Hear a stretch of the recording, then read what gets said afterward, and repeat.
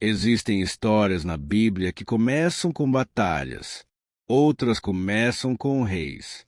Algumas começam com grandes milagres. A de Jonas começa com uma fuga. Não a fuga de um criminoso, nem de um exército derrotado, mas a fuga de um profeta. Até aquele momento, os profetas de Israel tinham uma missão muito clara. Falavam ao próprio povo, confrontavam reis, chamavam a nação ao arrependimento. Mas, certo dia, Deus fez algo diferente. Escolheu um homem de Israel e o enviou para anunciar sua palavra ao maior inimigo daquele povo. Esse homem era Jonas, filho de Amitai. A Bíblia quase não diz nada sobre sua vida antes desse momento.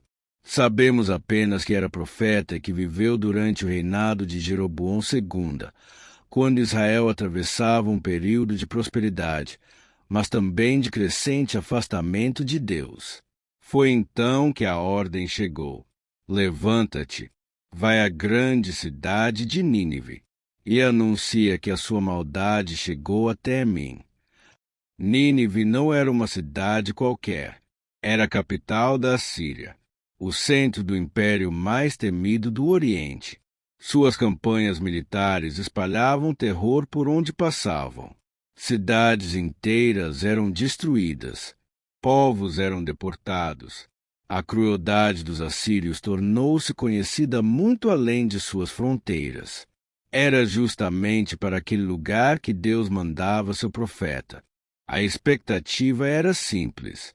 Jonas ouviria, obedeceria e partiria.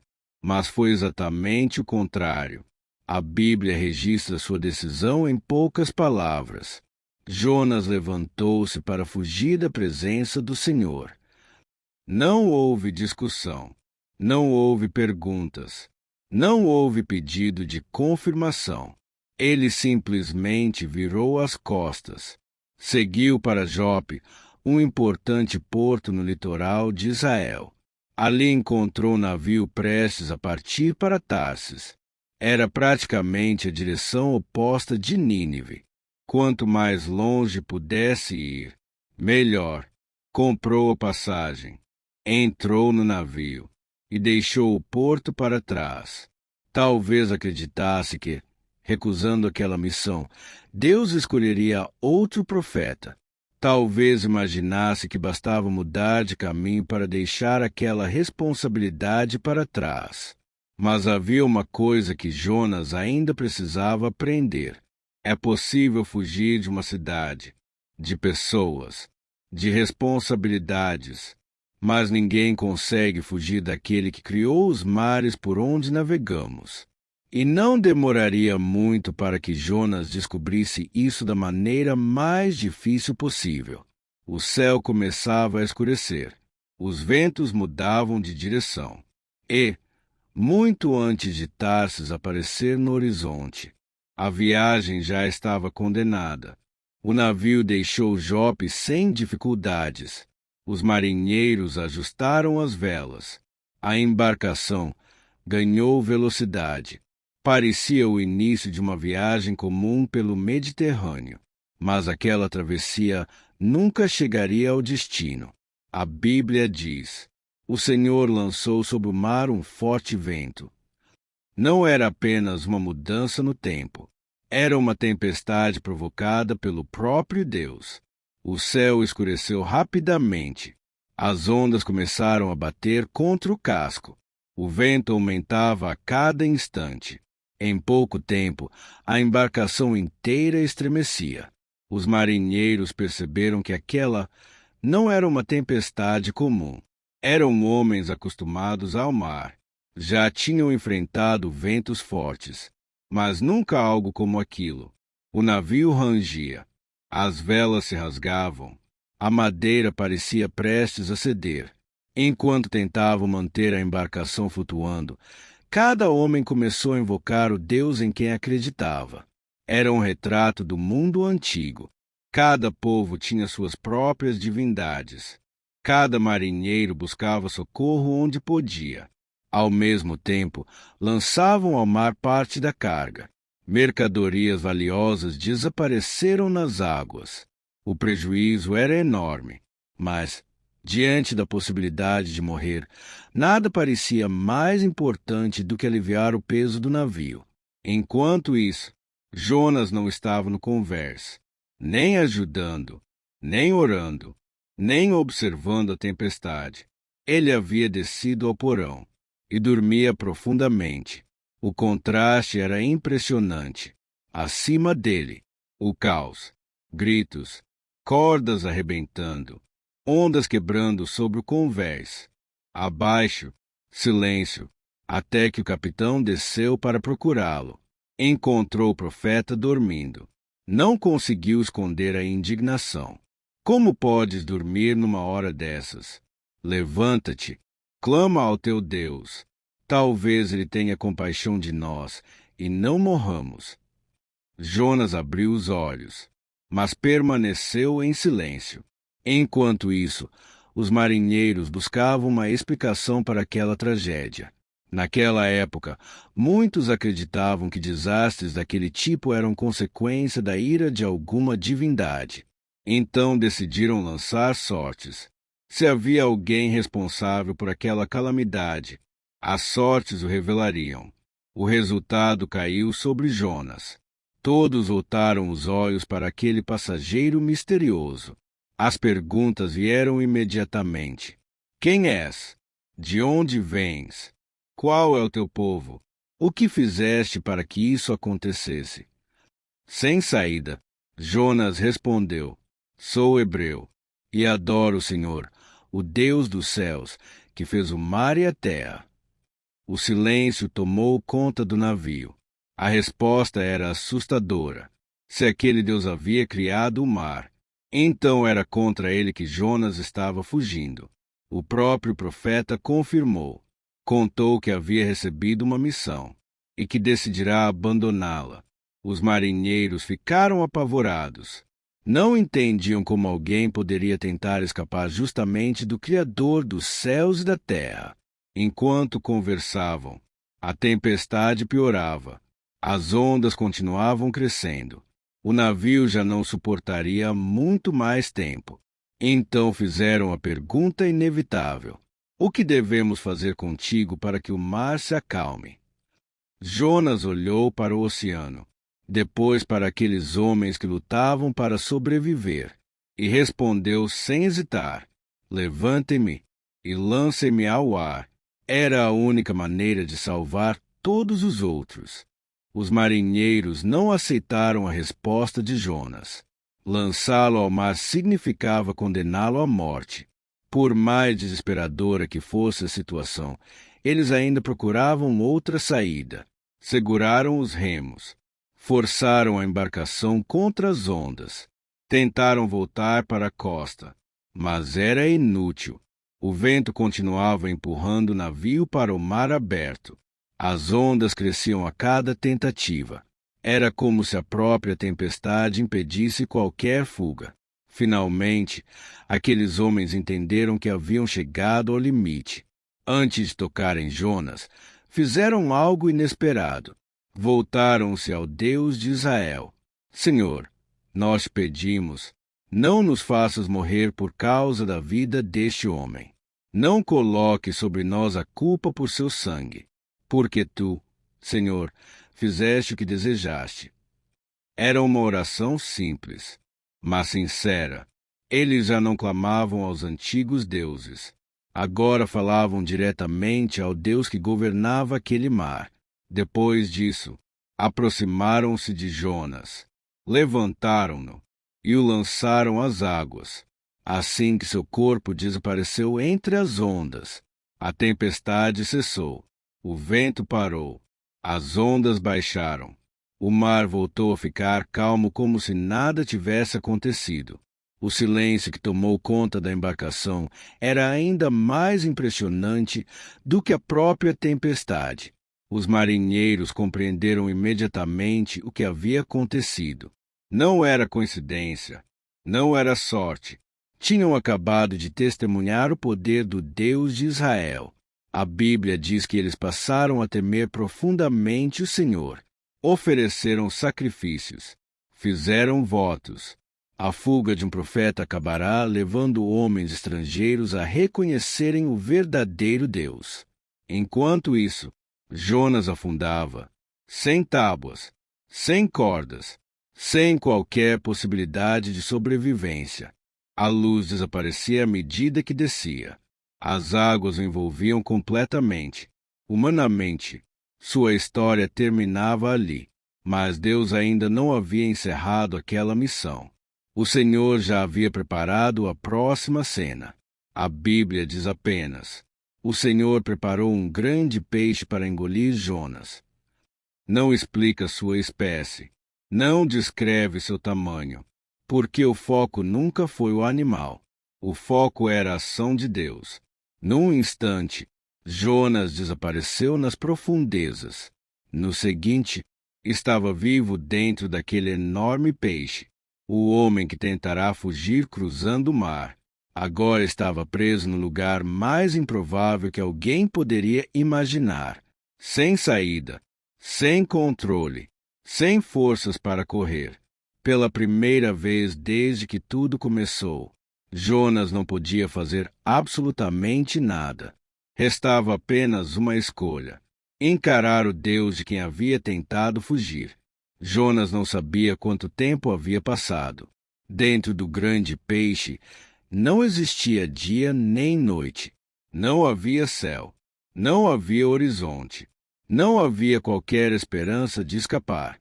Pela primeira vez desde que receberá a ordem de Deus, toda possibilidade de fuga havia terminado. Durante anos, Jonas anunciará a palavra do Senhor a outras pessoas. Agora, era ele quem precisava ouvi-la. A Bíblia diz que ele permaneceu ali durante 3 dias e 3 noites. Foi naquele lugar impossível que aconteceu a verdadeira mudança da história.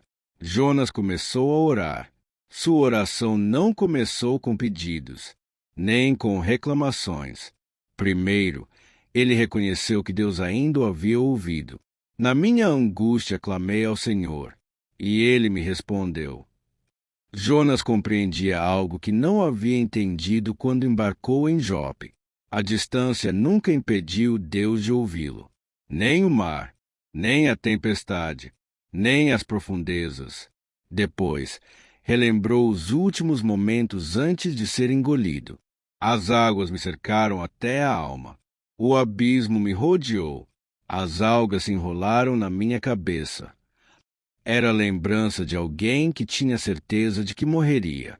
Naquele instante, Jonas realmente acreditou que sua vida havia terminado. Continuou dizendo: desci até os fundamentos dos montes. A terra fechou seus ferrolhos sobre mim para sempre. Na linguagem dos hebreus, era como dizer: cheguei às portas da morte.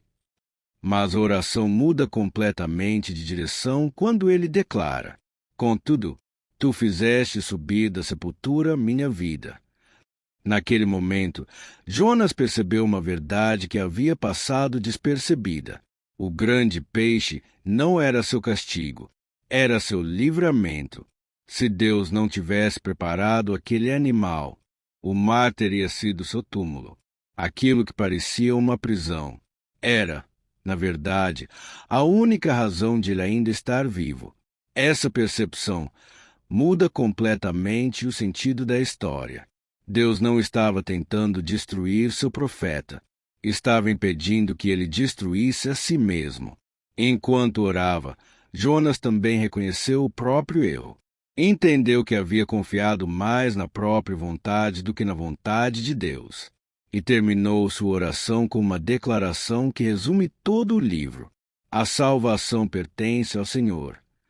Não ao profeta, não ao navio, não aos marinheiros, não ao peixe, somente ao Senhor. Quando a oração terminou, a Bíblia registra uma das frases mais simples e mais impressionantes da narrativa. O Senhor deu ordem ao peixe. Não houve luta. Não houve demora. O animal simplesmente obedeceu. aquele mesmo Deus que controlara o vento, as ondas e a tempestade, também governava a criatura que carregava Jonas. O peixe aproximou-se da terra e vomitou o profeta em solo firme. Jonas estava vivo, exausto, fraco, coberto pelos sinais daqueles 3 dias, mas vivo e, mais importante, pronto para ouvir novamente a voz que tentará ignorar, porque Deus ainda não havia desistido dele. Pela segunda vez, a voz de Deus rompeu o silêncio.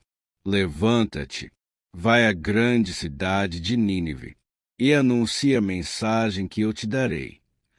A ordem era exatamente a mesma, mas Jonas não era mais o mesmo homem. Dessa vez, ele obedeceu.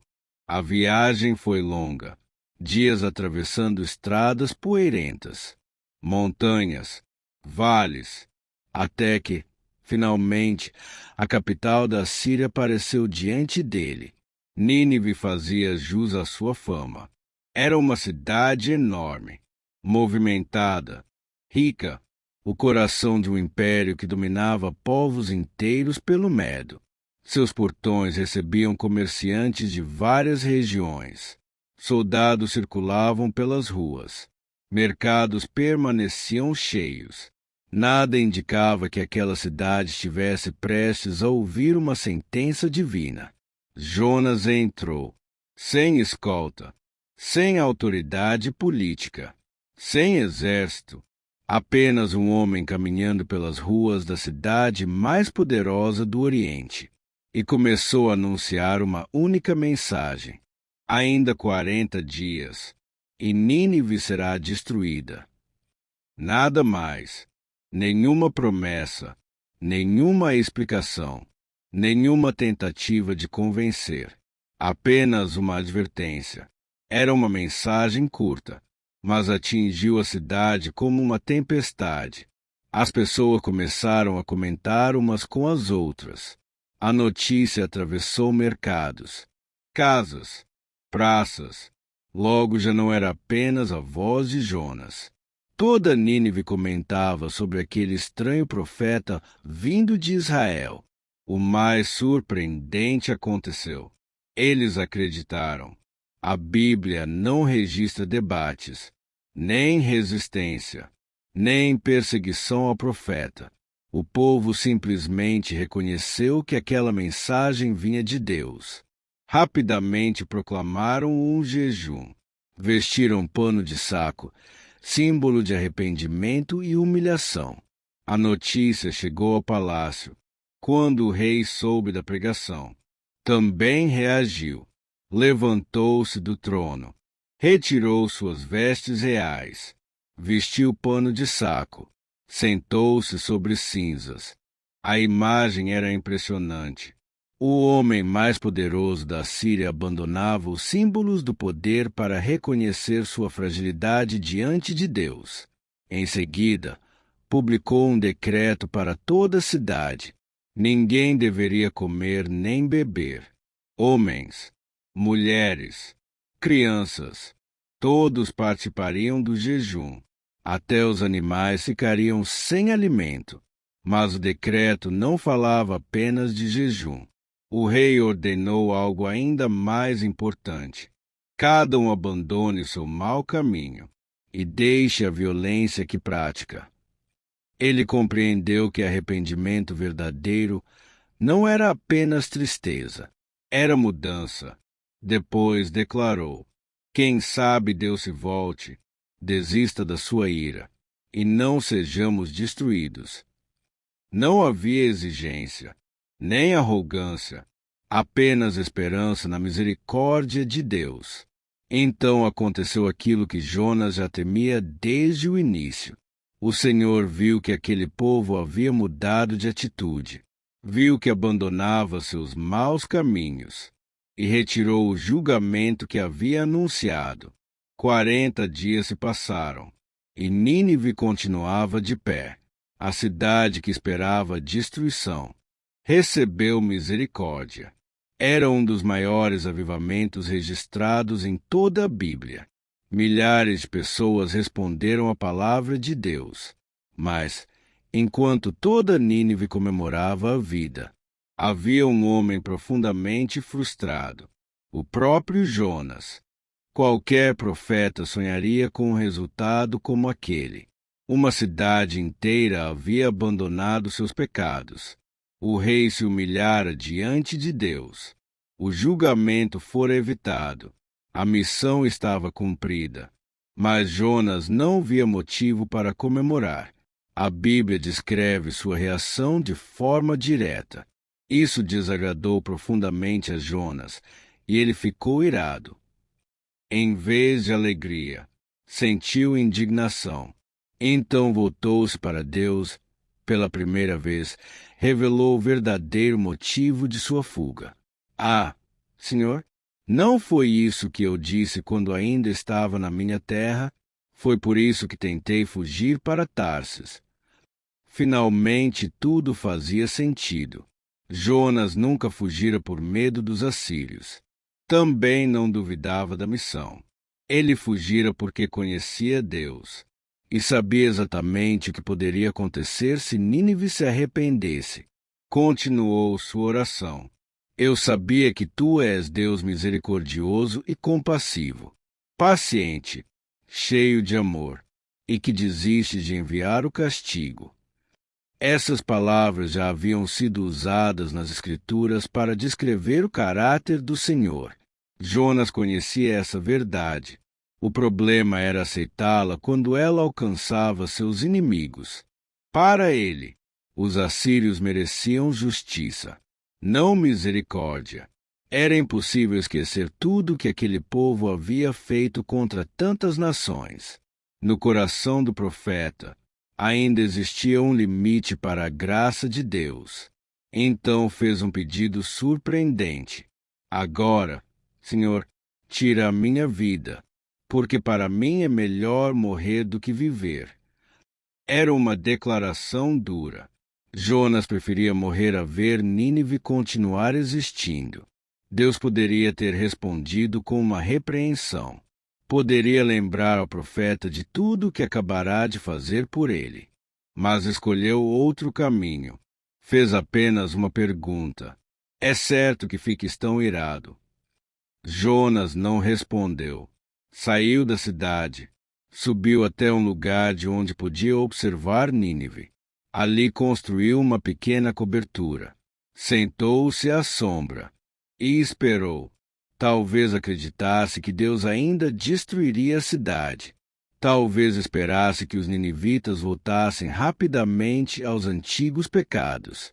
Ou talvez simplesmente não aceitasse aquele desfecho. Enquanto Nínive seguia vivendo, Jonas permanecia sozinho do lado de fora. A missão havia terminado, mas Deus ainda não havia terminado com seu profeta, porque havia uma última lição, e ela não seria ensinada através de uma tempestade, nem de um grande peixe, mas por algo tão simples que Jonas jamais imaginaria. Enquanto Jonas observava Nínive do alto da colina, o calor do deserto tornava a espera cada vez mais difícil. A pequena cobertura que ele havia construído oferecia pouca proteção. Foi então que Deus realizou algo inesperado. Fez crescer uma planta. Ela surgiu rapidamente. Seus ramos se espalharam sobre Jonas. Produziram uma sombra muito maior do que a cobertura improvisada. O calor diminuiu. O desconforto desapareceu. A Bíblia registra um detalhe curioso. Jonas ficou extremamente feliz por causa daquela planta. Era a primeira vez em toda a narrativa que o texto dizia claramente que o profeta estava alegre. Mas sua alegria não vinha da cidade salva, nem das milhares de vidas preservadas. Vinha da sombra que agora tornava seu descanso mais confortável. Na manhã seguinte, antes mesmo do sol nascer, Deus preparou outra pequena criatura, um verme. O animal atacou a raiz da planta. Pouco tempo depois, Ela começou a secar. As folhas perderam o vigor. Os galhos murcharam. A sombra desapareceu. Quando o sol subiu no horizonte, veio também um vento quente do deserto. O calor tornou-se sufocante.